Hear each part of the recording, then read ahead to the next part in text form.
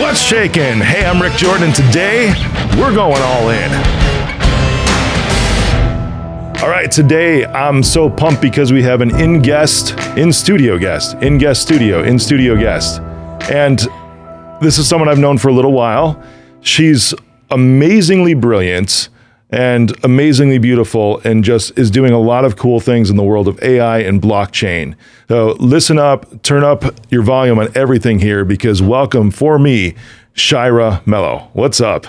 Thank you. Hey, what's going on? What's shaking? What's shaking? All in team, all in podcast. I am here. Yeah, you are. Yeah. This is awesome. So you're here. You're actually here in Chicago. We've talked about doing this for a while, right? And we were looking at doing remote, but you're here because there's a company, a CEO friend of both of ours, and a company you're involved with called Vocodia that literally just went public. This morning. That's fantastic. Yeah. So at this time, it's probably like a couple weeks ago. This morning, while you're here, they just went public today on the Chicago Board of Trade. Absolutely. Yes. It's amazing. And tomorrow we're going to be ringing in the bell. And I'll be on stage ringing the bell in with them. That's a first. How does that feel? For real, being up on stage with the bell ringing. Oh, I mean, it's surreal, right? It's an American dream in all sorts.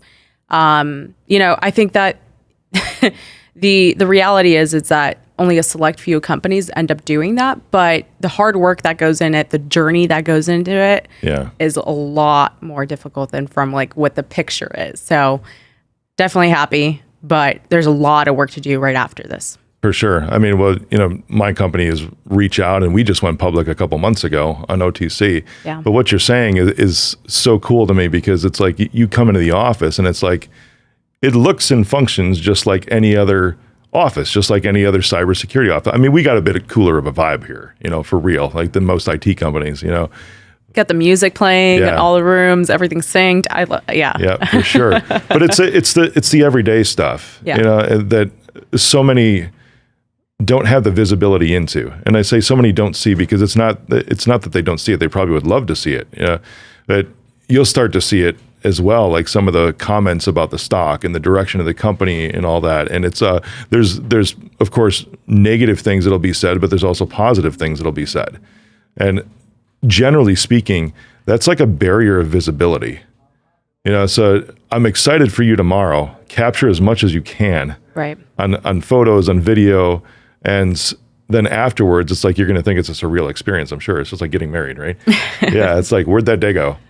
Right. It was so quick, but so impactful for that day. Yeah. Or like when your daughter was born, right? It's like, oh my God, that day's gone already. Yeah. Right. No, and it goes so quick, right? And so everything after that is just like catalyzing so fast. But you're right. The visibility into certain scenarios or into the companies, it's not really visible from that point of view. Yeah. Like you don't realize what's going on in the back end or anything like that. So I think that this is definitely the moment for that. Yeah, to be right shining. on. You mentioned for us something to share our stories, right? Oh yeah, for sure. Yeah. And for you to be sharing these stories too, because like I think so many people want to hear what it is to be running a public company, and it's like, okay, great. Like, how do I even get to that first stepping stone? Yeah. So a lot of it's, I mean, for everyone listening, a lot of it's actually the same. Like it's the same day in and day out. It's almost kind of surreal. It's like, oh yeah, we have stock that's trading. Yeah, and just 3 months ago, well, actually, even like prior to today, with the company you're involved with, Vocodia. It's like you didn't have that prior to today, and now it's there, and it's just something that takes a little bit to sink in, because you're still just going to, knowing you as I do, you're still just going to push forward. You're still just going to execute the plan. It's almost like, the stock price matters, but at the same time, what matters even more so, it's almost like the price becomes kind of a symptom of what you're doing in the execution of your plan and your vision. Absolutely, definitely, it does, because I mean, even for most companies like to stay private for a reason, so they don't have to have that mentality of looking at that price or the ticker, right? And I think that, with that being kind of like in front of mind now, it doesn't really change anything, because personally for me, it's always been about 200% growth. And 200% growth was already top of mind for me every single time. So this is just like a, hey, by the way, you can see it now. Yeah, that's interesting you say that, because I also want to dive into you a little bit too, because you said something about the American dream, which you're Colombian. which is pretty awesome because I want to talk about that in a bit. What you're talking about the 200% growth, though, I don't want to skip over that because that's a lot of people like dream of that. You know, if it's an entrepreneur, which you have been there, I've been there, to where it's like we're in a startup mode. It's like we're so grateful that we just took in $30,000 in revenue over the last 6 months. You know, it's like, woo, we're actually making something. Yeah. You know? But then it's like 200% growth. Sure, that becomes 60. Then if it's another 200, then that becomes 120. You know, and it continuously doubles. But how long do you think that something like that is sustainable? I mean, I believe it's really sustainable. I don't think that. I mean, you can see it with Apple right now. You can see it with companies that are just, you know, progressively growing. I mean, Meta. Yeah. It's like, it's right there. As long as you can continue to understand, hey, how do we really refine within the culture, within the company, and then also align that with the financial goals, I think that that's really healthy growth. Obviously, having the tech is super important on understanding what that merge looks like for the revenue and all of that. And you know that yourself. So yeah, it's definitely sustainable, but it's difficult. Yeah, for sure. I think of like in the future, because ReachOut's doing 8 figures in revenue, you know, and it's like, okay, if you take hypothetically 20 million and double that, you know, going to 40 million in revenue. I'm not talking market cap, right? If you go from 20 to 40, that's a big jump. If you go from 40 to 80, that's an even bigger jump. You know, so it's like the 200% growth. As I look out, it's like, I don't know, you know, because it's like the industries, you know, if you're listening, it's like SaaS platforms, any kind of tech company is typically considered successful with a rule of 40 or a rule of 50. I'm sure you know this, right? It's like gross margin percentage plus revenue gain percentage. If it equals 40, you're good. If it equals 50, you're doing really, really good. Right.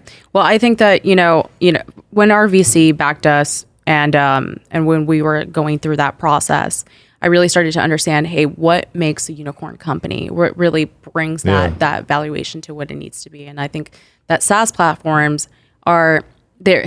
There's this like dance, right? Because I'm not really a big fan of SaaS platforms, funny enough. So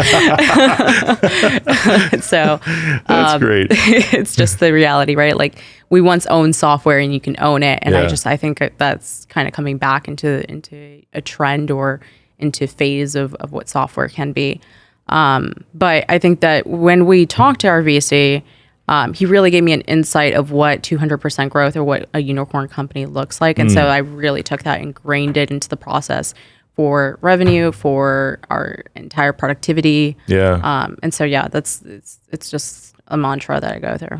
That's cool. I dig that. All right, I'm going to go back to the American Dream thing. All right. Because you're Colombian, right? Yeah. I don't think I've ever asked you this. We've known I'm each other American Colombian. American Colombian. So you're born here? Born here, yeah. Oh, cool. That's awesome. Yeah. Your family came over here then, first generation. First generation. Nice. How did that go for them?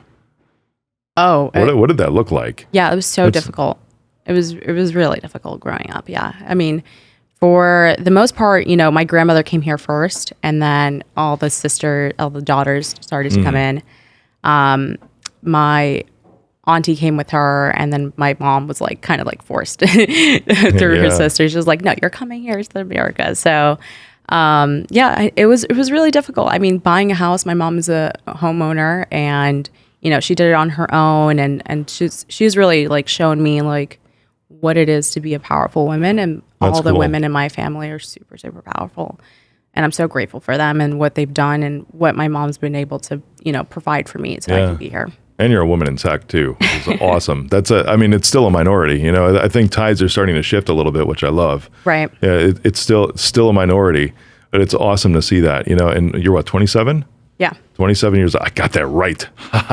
That's to be that, right? And to be part of a company that's going public is just freaking fantastic. Yeah. So you're a badass. Where did because you said your grandma moved over here, right? She was the one who immigrated. That's interesting because mine did too. You know, she came over from Wales, you know, which was very interesting to me. So it's like I go all the way back to England and all of that, not Colombia. I mean, clearly it's like not exotic. I'm just glad I have good teeth when my family came from Great Britain, you know? That's it's a common theme over there. Right? Yeah, exactly. I'm like, thank God I got this. I'm cool, right? When she came over, where did they end up living at first? Like what city did they end up landing in? Yeah, that's a good, I think they moved immediately they had family in New York. she had like a husband in New York, and then that's American husband? no, it was like her husband lived here in the US. Oh, okay. And he was Colombian. And so he had moved here. So she moved from love, basically. Like, Aw. yeah. She moved That's from love. awesome. Yeah. We don't hear too many of those awesome love stories anymore, do we? No. No. No. That's so cool. So from New York, did they just stay there? Is it? No, they went. So he was living. So their family was living in New York, and then they had moved down to Tampa. Okay. So yeah, that's That's where why they you've been ended in up. Florida. Yeah, exactly. For sure. Yeah, right on. It's a good place. I like it. Yeah. Yeah, Florida's great. I mean, it's not the most like biggest tech scene out there, especially in Tampa Bay, Florida. It's starting to grow. Yeah. But, compared to, Palo Alto or, bigger cities like Or Chicago, Austin. Yeah. even. So it's definitely growing, but it's a little bit more harder. That's to get cool. through market. That's awesome. Now, from a tech perspective, because I know just like all of us, right? We've had different jobs. It's like I started at McDonald's, all of that. But when did you start getting into tech? Well, I started getting into tech in 2018 with decentralized technologies and investing into them. So that's when I started getting into tech. Yeah. I mean, in essence, like blockchain, if we could call that a decentralized technology. It is. Yeah. It is. Yeah. Did you ever get into the NFT space?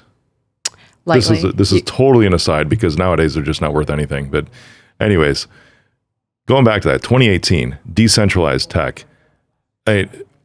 Everybody at that point and still to this day kind of confused blockchain and crypto. Yeah. As if they're like the same thing, whereas like blockchain is really the tech that's kind of behind crypto. Crypto just happens to be like this layer of monetization on top of blockchain. Just like anything else can be monetization on top of blockchain, crypto is just that kind of thing. 2018 is early for all of that. Yeah, I mean, Bitcoin might have been 10 years old at that point, I think. It's like around 10 grand, right? Yeah, Yeah, exactly. People knew about it, but not many did. It still hadn't caught mainstream. Almost next to nobody understood what actual blockchain was. Yeah. It was just all crypto, and blockchain was sort of like the straggler behind, the forgotten about stepchild. Yeah. When that actually was like the firstborn, the prodigal son is really what blockchain is. That's what everything is built on. How did you be like, oh, that looks cool, I think I'm going to do that? Look, I always wanted to get into investing. I kept hearing everything on the news about this Bitcoin thing.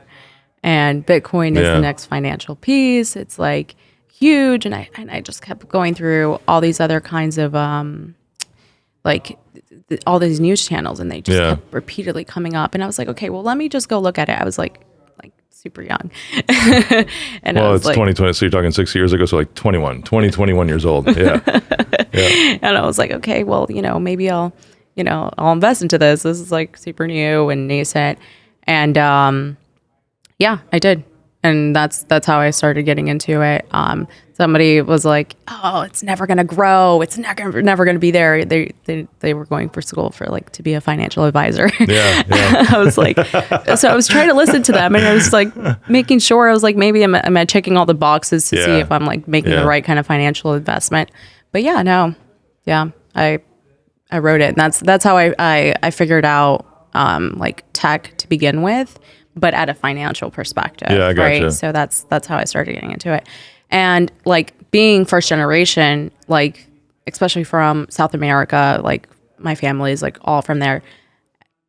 Especially my family, they are not tech orientated at all. So like learning all of that by myself and going through that, I was like, that was like probably like the biggest shift, like just pushing past that. Yeah, that's cool. So so you were looking at really crypto at that point in time. Right.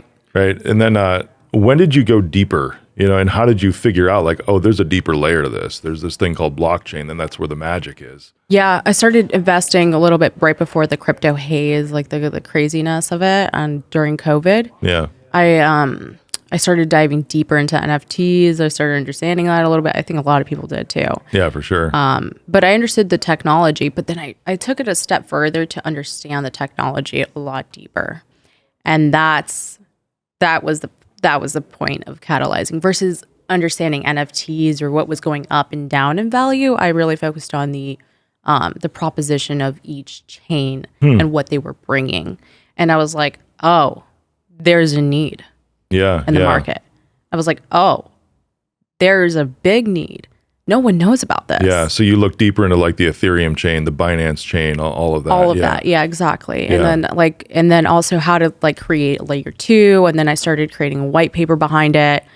And then I met Jason Melo, which is, our CTO. Yeah. And he was also the founder of Paxo. So it's like, oh, well, that just worked out heavenly. Yeah, for sure. So yeah, that was just like the perfect merge. Didn't we just talk about like the love stories don't exist anymore, but then there's one, right? That actually got involved in tech too. That's cool. Yeah. For everybody listening, I mean, she talks about him like he's a third person, but it's actually her husband too. So it's who's a really brilliant dude, doesn't hold a candle to his wife though. So Jason brings an interesting piece to the puzzle. Yeah. Which is really cool. So was this like late night sessions with a bottle of wine as he started like unraveling the world of blockchain for you? Kind of, yeah. No, it was super professional. We met and we had like basically I told him, I was like, hey, this is what I want to do. This is what I want to create. And he was like, yeah, this is interesting. And at that point he had like another startup that he was involved in, that they're a unicorn company, actually, funny enough. He was like, I don't know if I'm going to leave my unicorn company right now for, a startup again. So it took a lot of convincing. So yeah, that was, but the vision was there, and he saw that there was a great opportunity to really create something different. So we actually, we have a privacy solution for, think of it like architecture privacy vaults, but they're privacy vaults on the blockchain. Cool. So yeah. So tell me about that a bit, because that's we've talked about that. Hold on. I swallowed weird when I drank this. Dang it. I took yeah, no kidding. I took a drink, and good God, it just went like while you're talking, it went too fast right to the back of my throat. But did you take a sip? I didn't see you take a sip. You didn't see me take a sip? No, I did while you were talking. So fast. Yeah. Exactly, too fast. Like I pounded water like it was a shot. That part we can keep in. It's funny. So I almost made Shayra do a spit take. Yeah. All right, cool. Woo! Okay, I think I'm cool. I have a cough box. You don't have a cough box. See this little guy down here? Exactly. As long as I like keep it down. Anyways. All right, cool. Well, thanks. All right, here we go. We good? Yeah, okay. Of course we're good. We're keeping going. All right. Private security vault. Yeah. You told me about this a little while ago, and I was so intrigued coming from the cybersecurity space. Yeah, but it's interesting. Can you break it down, not so technical, but in like very, very minimized terms so that we can just follow you? Because it is a technical thing. It's an extremely technical thing, but it gives a very human result to it. Yeah. So think about, the first use case that started to come out of this was an AI company that came up to us. And the AI company was like, hey, I have an AI model that's got like 7 million database points inside of it, like of students. It was a platform that focuses on, keeping children safe.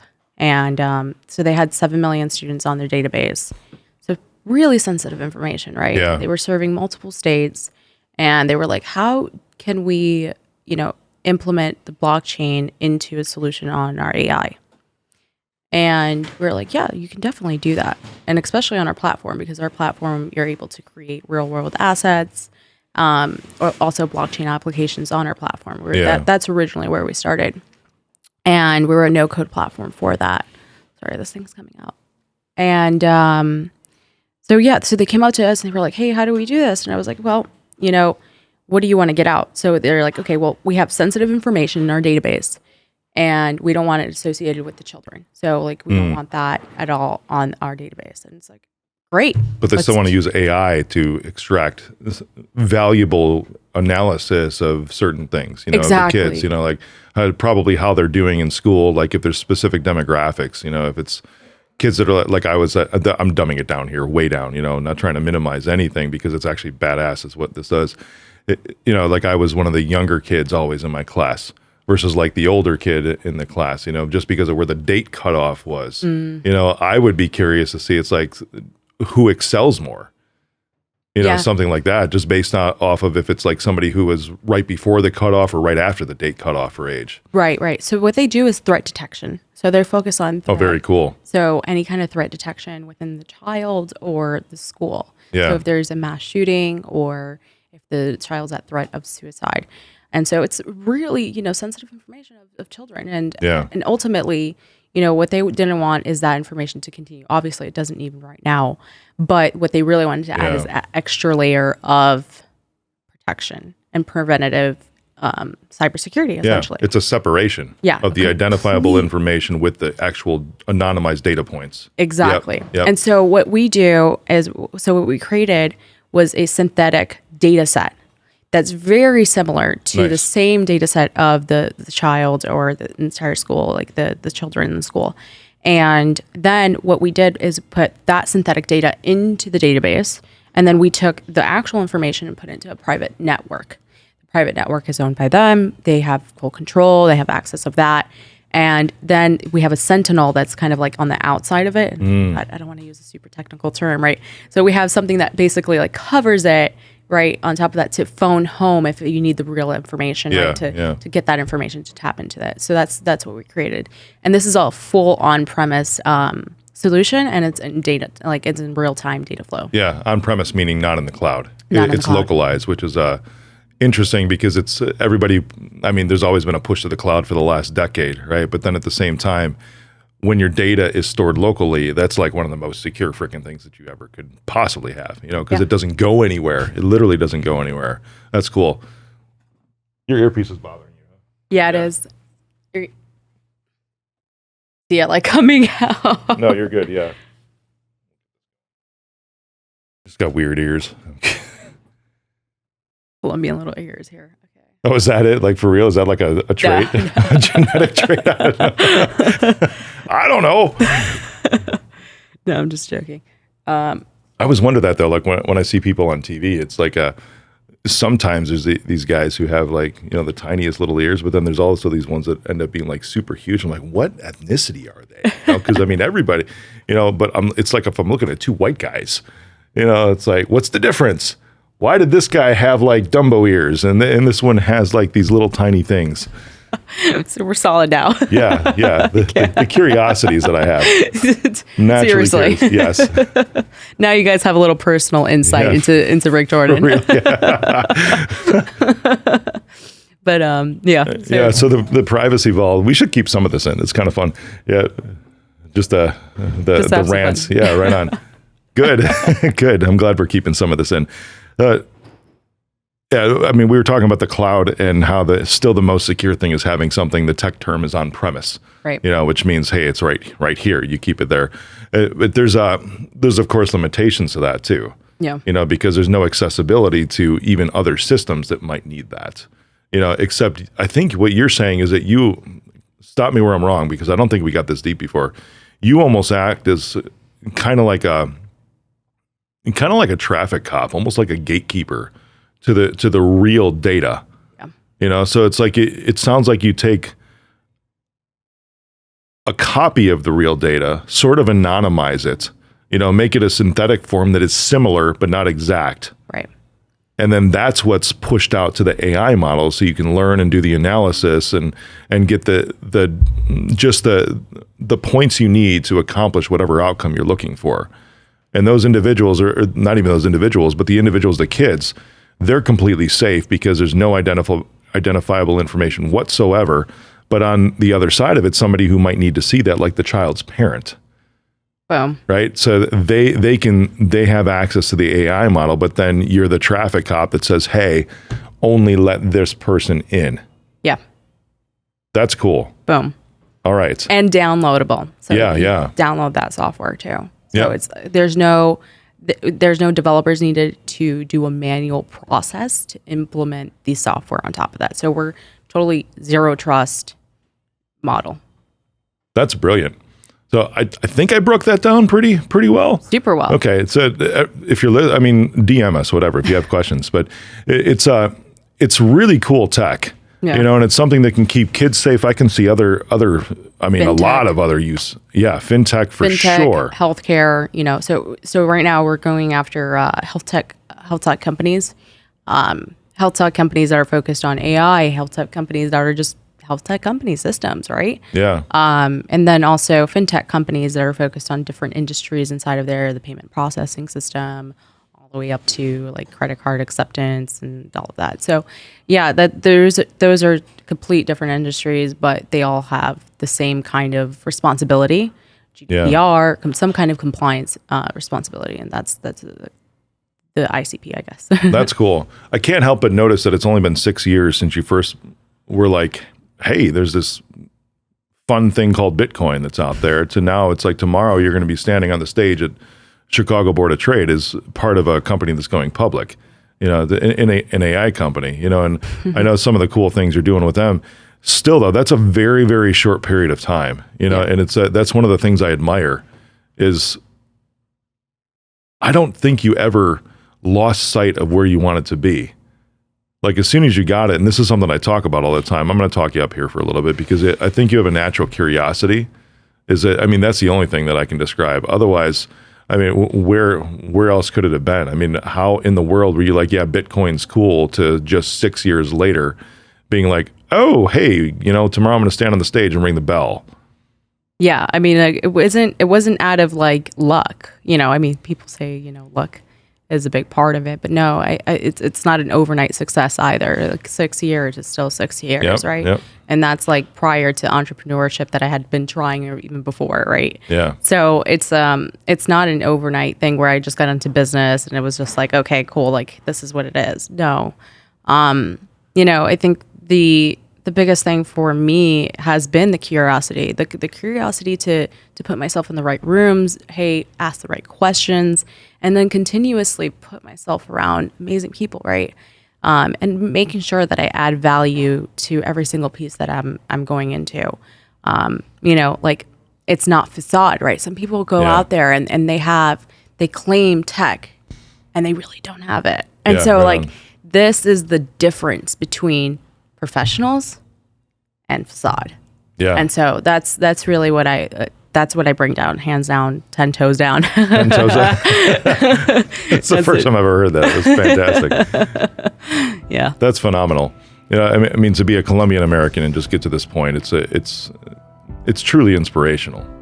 And it's a short period of time, but at the same time, it's like you feel it's long. I can relate to that because it's the same thing, right?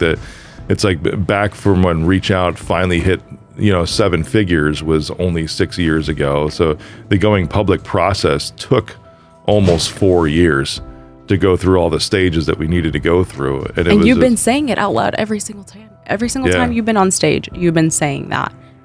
We're a public company. We're going to be public.